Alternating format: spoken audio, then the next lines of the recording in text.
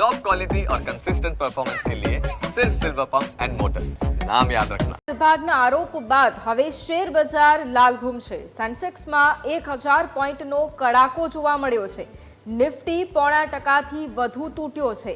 Bank Nifty 700 point ગબડ્યો છે। અદાણી ગ્રુપના શેર્સમાં પણ લોઅર સર્કિટ જોવા મળી રહ્યું છે। યુએસના ન્યાય વિભાગે લાંચ આપવાના આરોપમાં ગૌતમ અદાણી સહિત 7 જે વરિષ્ઠ અધિકારીઓ છે તેમને દોષિત ઠેરવ્યા છે અને હવે તેની અસર શેર બજાર પર પણ જોવા મળી રહી છે। સેન્સેક્સમાં 1000 પોઈન્ટનો કડાકો જોવા મળ્યો છે અને નિફ્ટી 0.5%થી વધુ તૂટ્યો છે। બેંક નિફ્ટી 700 પોઈન્ટ ગગડ્યો છે અને અદાણી ગ્રુપના શેર્સમાં પણ લોઅર સર્કિટ જોવા મળ્યું। યુએસના ન્યાય વિભાગે લાંચ આપવાના કેસમાં ગૌતમ અદાણી સહિત 7 જે વરિષ્ઠ અધિકારીઓ છે તેમને અત્યારે દોષિત ઠેરવ્યા છે।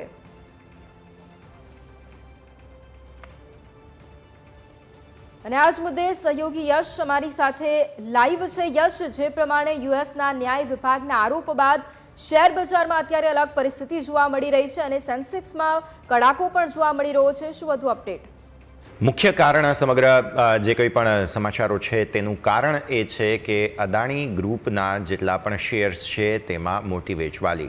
હવે આ જે વેચવાલી છે તેનું કારણ એ છે કે અમેરિકાની એક કોર્ટમાં લાંચ અને રૂશ્વત તથા સાથે સાથે છેતરપિંડીના આરોપો સાથે ગૌતમ અદાણી પર ખૂબ જ મોટા આરોપો લગાવવામાં આવ્યા છે અને નિર્ણય પણ સંભળાવી દેવામાં આવ્યો છે આ કોર્ટ દ્વારા।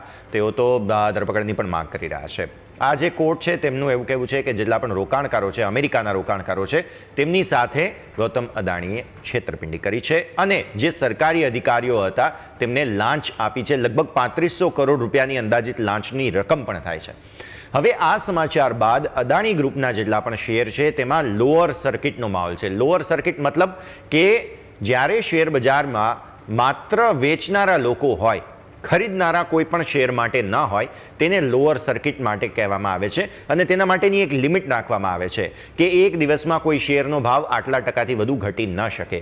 તો તેની શરૂઆત 10% સાથે થાય છે। તો અદાણી ગ્રુપના શેર 10%ના ઘટાડા સાથે જ ખુલ્યા હતા।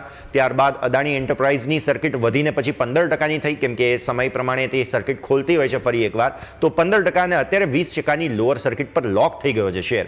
જ્યારે હિન્ડનબર્ગની સમગ્ર મુદ્દો સામે આવ્યો હતો ત્યારે અદાણી ગ્રુપના શેરમાં બહુ મોટો કડાકો હતો। તે બાદ માફ કરશો, તે બાદ ફરી એકવાર વેચવાલી આવી હતી અને અત્યારે ફરી એકવાર આ વેચવાલી જે છે તે શરૂ થતી જોવા મળી રહી છે। તો આવી સ્થિતિમાં અદાણી ગ્રુપના શેરમાં મોટી વેચવાલીને કારણે ભારતીય માર્કેટમાં પણ તેની અસર થઈ છે। 200 દિવસની મૂવિંગ એવરેજની નીચે નિફ્ટી આવી ચૂક્યો છે અને બેંક નિફ્ટી પણ હવે 200 દિવસની મૂવિંગ એવરેજ તોડવાના મૂડમાં છે। તો ઓવરઓલ મંદીના સંકેતો વચ્ચે આ અદાણી ગ્રુપના જે સમાચારો હતા તેમણે બળતામાં ઘી હોમ્યું હોય તેવા પ્રકારની સ્થિતિનું નિર્માણ થયું છે। જી બિલકુલ યશ, આભાર તમામ જાણકારી માટે।